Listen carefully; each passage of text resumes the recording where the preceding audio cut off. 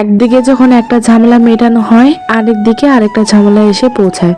এদিকে তো বৃষ্টি ঝিমঝিমিয়ে, তার মধ্যে হয়েছে গ্যাসটাও শেষ হয়ে গেল প্রায় 3-4 দিনেরও বেশি। তবে আমি তো ও বাড়িতে 2 দিন ছিলাম, তার আগে 2 দিনে শেষ হয়ে গেছে, মানে প্রায় সপ্তাহখানিকের মতনই যাচ্ছে। তো এদিকে লাকড়ি এনেছিল, এবার আর বাপের বাড়িতে লাকড়ি আনতে যেতে দিইনি, কারণ সে বাড়িতেও আর লাকড়ি নেই। আসলে এবার আমি ভেবে চিনতে বলেছিলাম যে হয়তো বা এবার এই ডিসিশনটাই নিয়েছি, বাবা বাড়ি থেকে আর কিছুই আনবো না। আসলে আমরা মেয়েরা যতই নিজের সংসারের জন্য বাবা বাড়ি থেকে যতই আনি, কখনোই হয়তো আমাদের সেটা নাম হবে না। আবার কখনোই এই কথাটাও শুনতে হয়, কী বা এনেছি, কত বা এনেছি, যেটুকুই বা এনি সেটা আমাদের বাপের বাড়ি থেকে আনি। হয়তো আমাদের বিয়ের পরে বাবা মাকে দিতে হয়, কিন্তু আমরা তাদের কাছ থেকে আনি। তারপরেও যখন এই কথাটা শুনতে হয়, তারপর আর ইচ্ছা করে না যে সেই বাড়ি থেকে একটা কাঠেরও টুকরা আনি। তাই এবার বলেছি, অনেকবার বাবাও বলেছে, মাও বলেছে নিয়ে আসতে, কিন্তু আমি আর এক মুহূর্তের জন্য রাজিও হইনি। হয়তো একদিন এই কথাটা শুনে এসেছিলাম যে মেয়েদেরকে ভালোবাসা দিয়েও দ্বিগুণ ফিরে পাবে, মেয়েদেরকে অবহেলা দিলেও সেটা দ্বিগুণ ফিরে পাবে। আজ নিজের মধ্যে যে পরিবর্তনটা চলে এসেছে, আমি বুঝতে পেরে গেছি যে মেয়েরা সত্যিই আসলে এমনটাই, ভালোবাসা দিলে দ্বিগুণ দেয়, আর ভালোবাসা যদি নাও পায়, অবহেলাটা পায়, সেটাও তারা দ্বিগুণ দেয়। বিগত উনুনটা জ্বালাতে জ্বালাতে তো আমার অনেকটা সময় লেগে যায়, কারণ এই উনুনটা না অন্য ডিজাইনে ছিল, তোমরা দেখেছিলে হয়তো, যদিও তোমরা নাও দেখতে পারে, তবে ইউটিউব চ্যানেলে পুরনো বন্ধু ওরা দেখেছিল।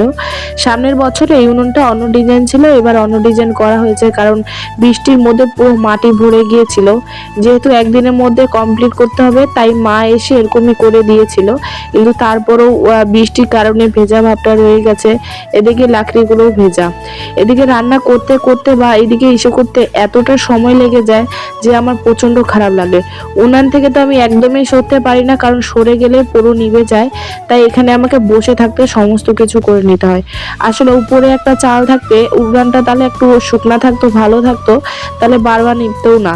তাছাড়া লাকড়িগুলো প্রচন্ডই ভেজা, তাই আমাকে যেগুলো পাটকাঠি আগে থেকে ছুলে রেখেছিলাম ঘরের মধ্যে তুলে, সেগুলোই বের করে করে রান্না করতে হচ্ছে। মানে কতবার যে এই উনান জ্বালাচ্ছি, কতবার যে কি করছি, একমাত্র আমি বুঝতেছি। একটা মেয়ে ইনকাম করাটা ঠিক কতটা প্রয়োজন, আজকের এই দিনগুলো যদি উপভোগ না করতাম, তাহলে ঠিক এতটাও বুঝতাম না, এতটাও ফিল হতো না। স্কুল আছে বাবা, এবার কথা কও।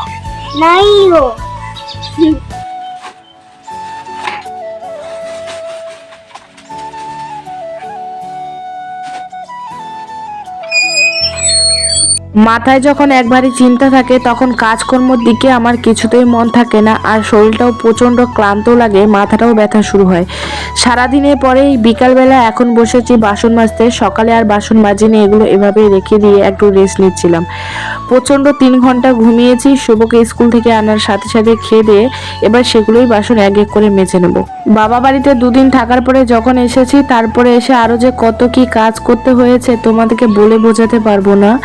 ঘরটা টিনের ঘর বলতে কি বলতো, ঘর বাড়ি এত প্রচণ্ড পরিমাণে নোংরা হয়ে যায় না, সেগুলো একদিন ঘরে না থাকলে বোঝা যায়, যে তারপরে দিনে এসে মনে হয় যে কতদিন আমি এই ঘরে থাকিনি। যারা টিনের ঘরে থাকে তারাই অ্যাকচুয়ালি বুঝতে পারবে যে এই ঘরে কি কি হয় আর কি।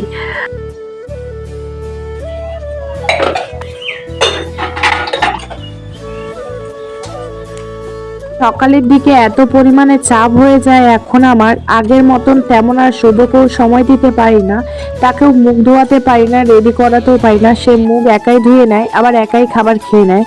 আগে সমস্ত কিছু ওকে আমি করে দিতাম, কিন্তু এখনও বড় হওয়ার সাথে সাথে আমারও কাজের চাপটা বেড়ে যায়, আর এদিকে ওকে আমি মুখটাও ধোয়াতে ভালো করে পারি না।